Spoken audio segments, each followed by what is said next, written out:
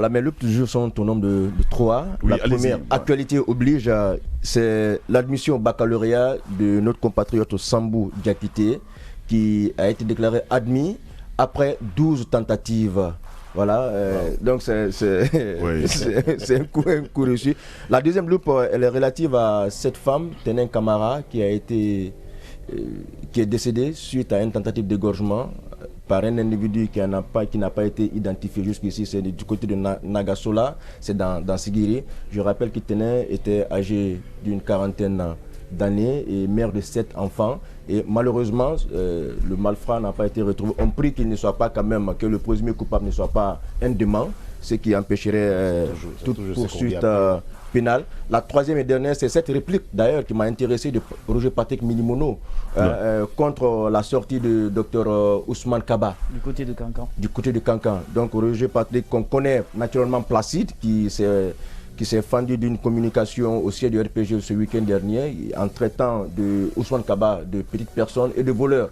Et ce qui m'intéresse dans sa déclaration, c'est qu'il rappelle ici ces étudiants fictifs, au moins un millier d'étudiants fictifs que Ousmane Kaba a enrôlés dans son université, et il lui reprocherait d'avoir détourné ou volé quelque chose de 338 milliards. Donc la CRIEF devrait s'intéresser à ce dossier, parce que c'est une forme de dénonciation. Oui, parce que Makanera aussi l'a dit, Makanera a été le premier à réagir directement par rapport à la sortie de Ousmane Kaba.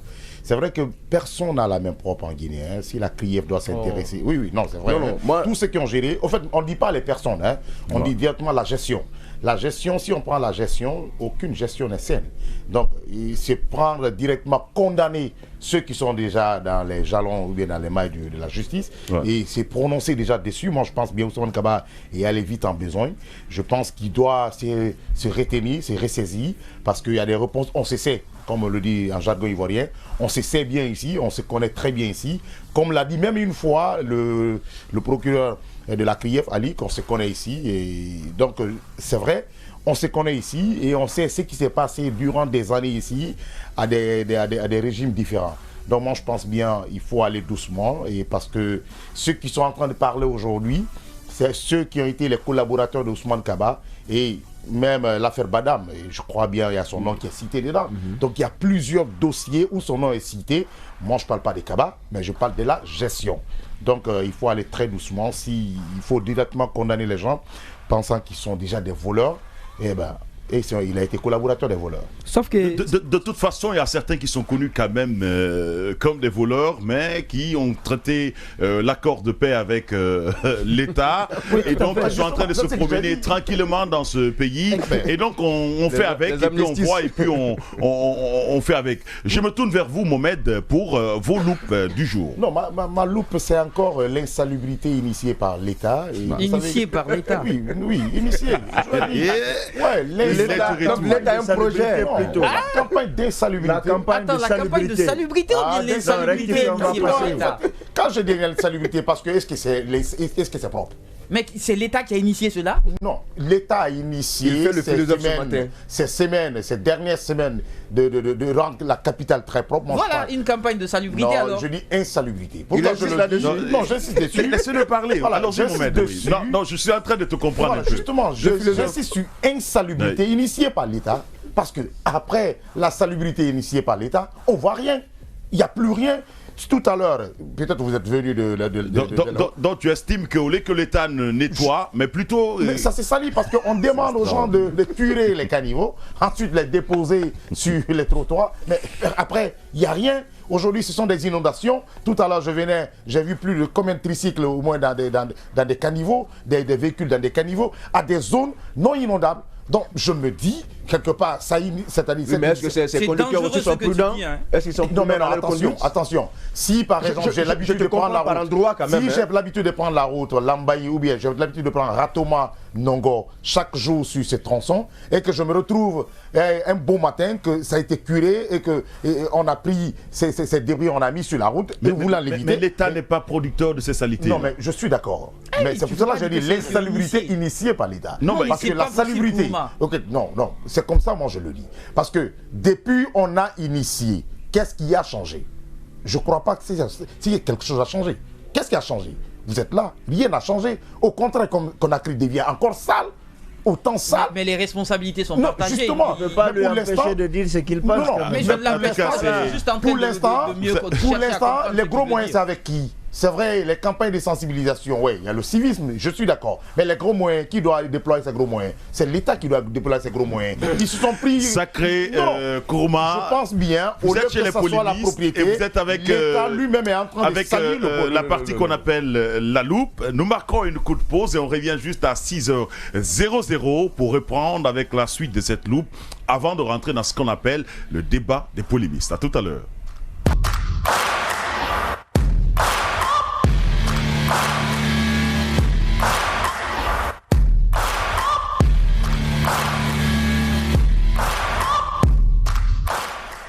6h passées de 3 minutes. Bon retour à vous dans votre émission.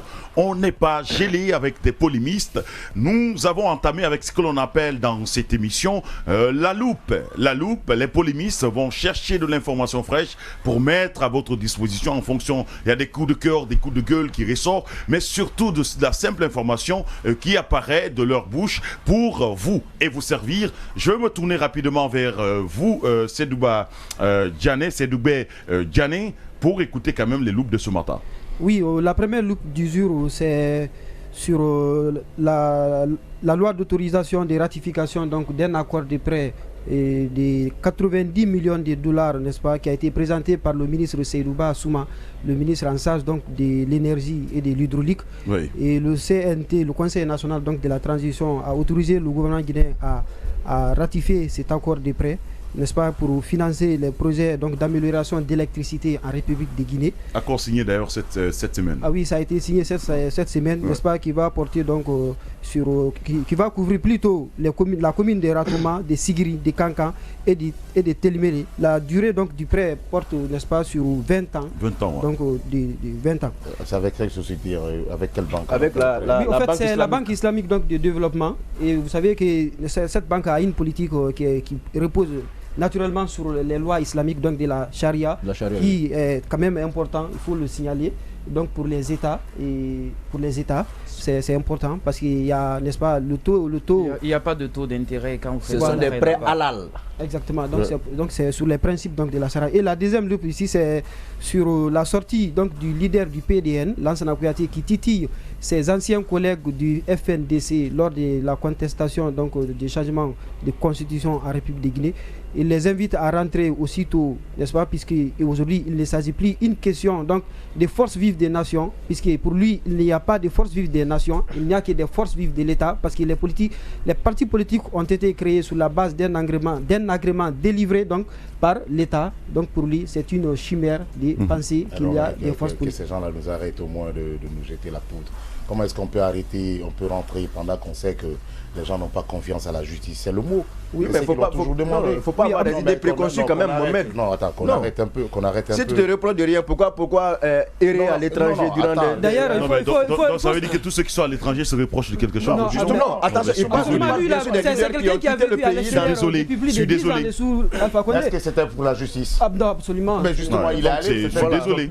Ça n'a absolument rien à voir. Aujourd'hui, ceux qui sont à l'extérieur pensent que la justice n'est pas prête quand même pour les recevoir. Ils n'ont qu'à venir. Parce que le début, on a eu ici la démolition de chez eux. Malgré que le dossier était en justice, on a marché sur ce dossier. Oui, il faut signaler surtout que ceux qui sont reprochés à ceci, ce sont les mêmes faits qui sont reprochés à Lansana Kouyaté, y compris Ousmane Kaba qui se promène aujourd'hui en République de Guinée paisiblement. Ouais. Et donc aujourd'hui, force est de croire qu'il existe. Laissez Ousmane Kaba ce matin. Non, attention, c'est lui qui s'est fait attendre, effectivement. Mais il a qualifié les anciens ministres d'Alpha Condé de voleurs. Laissez-le continuer avec votre loupe, s'il vous plaît. Donc il faut dire aujourd'hui, il faut convenir avec Kourouma qui estime qu'il y a aujourd'hui une charge aux sorcières contre les leaders qui sont opposés aux actions du CNRD. Vous n'avez pas cette preuve.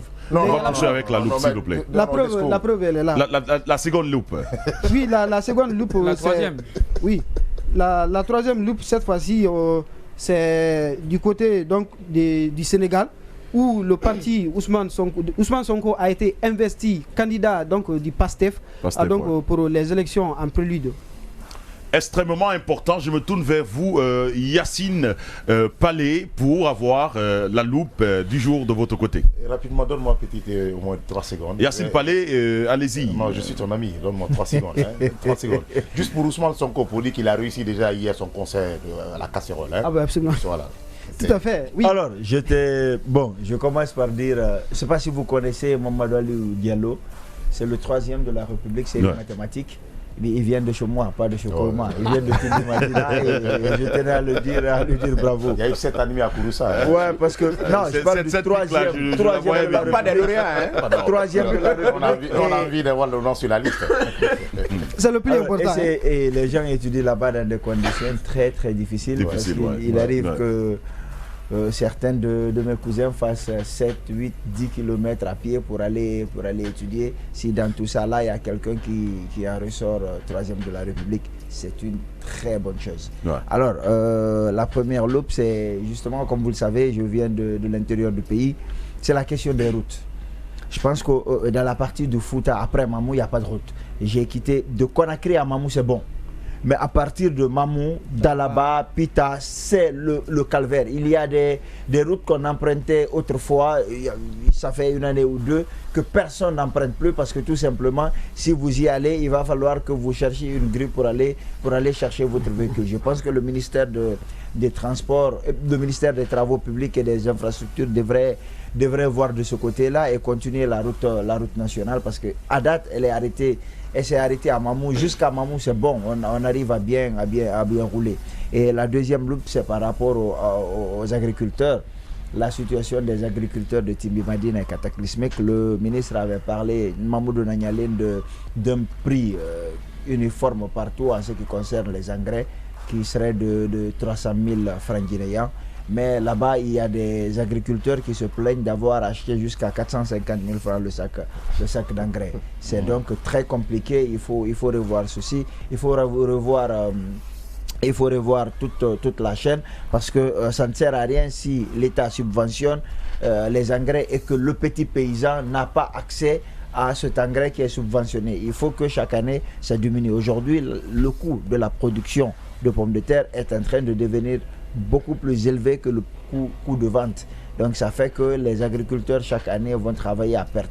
Il faut revoir de ce côté-là. J'ai reçu beaucoup de plaintes, mais je pense qu'on va tout faire pour recevoir Mamoudou Nanyalen. La Chambre d'agriculture? Non, Mamoudou Nanyalen, le ministre. Non, moi je voudrais qu'on essaie de recevoir. Alors, l'un dans l'autre, on va recevoir une autorité chargée de cette question. Je te parie qu'il sera pas là. L'un dans l'autre, on va recevoir une autorité chargée de gérer cette question pour avoir plus d'informations. Plus d'informations, je me tourne vers vous, Tamba Emmanuel, pour la succession des loupes. Oui, moi je vais m'accentuer un peu sur la performance du côté des sports, basketball, où on a nos U16 à la Coupe d'Afrique qui ont quand même été battus, après avoir battu le Maroc, qui ont battu l'Égypte, champion en titre. 83-78 lors de la Coupe d'Afrique de basketball et la Guinée aujourd'hui se positionne comme première du groupe. On sait tous que ce n'est pas facile en ce moment avec la Fédération guinéenne de basketball, mais ils ont fait quand même une très belle performance et le basket guinéen est en train de se métamorphoser depuis un certain temps. On voit qu'on bat de grosses équipes, même les aînés ont battu le Nigeria la fois dernière, l'une des plus grandes équipes de l'Afrique, donc ça est en train de s'améliorer côté basketball. À l'international, je nous amène du côté du Niger où il y a eu une attaque terroriste encore entre la frontière du Burkina et celle du Mali où il y a eu une attaque terroriste qui a fait quand même 4 morts du côté des civils et un gendarme qui est mort. Cette zone devient de plus en plus fragilisée par le djihadisme et tout ça. Et dans le week-end aussi, on a nos installations de Djoma du côté de Boké quand même où il y a eu un court-circuit aux environs de 21h le samedi qui ont perturbé quand même la diffusion des programmes de Djoma Media. Donc c'était une pensée du côté de nos confrères qui travaillent de ce côté à Boké, à l'immeuble Gawal où il y avait eu un court-circuit qui a pénalisé la diffusion et tout ce qui était lié aux médias. Donc il fallait qu'on fasse un petit coucou à ces travailleurs de l'autre côté qui partagent presque le même espace, le même environnement que nous, même si eux ils sont carrément de l'autre côté. Donc c'était entre autres mes loupes au compte de ce matin. Mais nous parlons quand même à Mandiana de mort, pendaison. Oui, c'est un citoyen donc burkinabé qui s'est donné la mort par pendaison dans sa case du côté de Mandiana. donc interpellé. Les autorités de la gendarmerie s'y sont rendues, où ils ont trouvé donc le corps suspendu dans la cage. D'après les voisins, ce sont les cris qui les ont alertés. Donc finalement, il a été enterré par la communauté de ce côté. Où nous sommes après la relance de la réfection, la rénovation de l'aérodrome de Labé. Il y a eu la pause de la première pierre, mais jusqu'à présent les travaux n'ont pas commencé. Je pense que c'est 3 mois, ça fait 3 mois de cela déjà qu'il y a eu la pause de la première pierre de ce côté. Les travaux étaient censés démarrer parce que la plupart des chantiers que l'État a entamés d'ailleurs, dès qu'on a fait la pause de la première pierre, les mois qui ont suivi, il y a eu des décaissements de fonds pour pouvoir au moins amorcer les travaux. Mais de ce côté, les travaux n'ont pas été encore amorcés. On ne sait pas ce qui se passe. Est-ce que les autorités, ils ont juste fait pour le tape à l'œil, pour donner l'impression qu'on est en train de partir de chantier en chantier? La question se pose aujourd'hui et ce n'est pas le seul chantier d'ailleurs. Il y a plein de chantiers dernièrement où il y a eu des pauses de la première pierre. Ils sont beaucoup servis en tonnes de sable quand même. Oh, laisse tomber. En fait, le problème est que sur ces aérodromes, vous savez que sur ces aérodromes à l'intérieur du pays, presque les 8 régions avaient vu la pose des premières pierres de ces aérodromes, mais je crois, qui a été raflé par une seule société du nom de Mining House, qui était sur tous ces chantiers. Mais depuis, quand on a commencé la pose des premières pierres, ils se sont dit que dans le délai, je crois, ça devait être 12 mois. Le délai imparti quand même, le délai d'exécution des travaux, c'était sur 12 mois. Parce que moi j'ai passé et c'était dans chaque région, où c'était le premier ministre, ou bien c'était le ministre de tel qui était à la pose de sa première pierre. Mais jusqu'à présent, 3 mois, on a essayé dans la rédaction de comprendre qu'est-ce qui ne va pas. Par endroit, comme Tamba l'a signalé, c'est bien sûr ces sables, ces tonnes de sable et de gravier qui sont sur le site. Non. Et le problème, pourquoi c'est une seule société qui essaie de rafler tout? Peut-être que si c'était la concurrence, certainement les sociétés allaient se booster pour dire, ben ouais, l'autre a commencé, il faut que moi aussi je termine.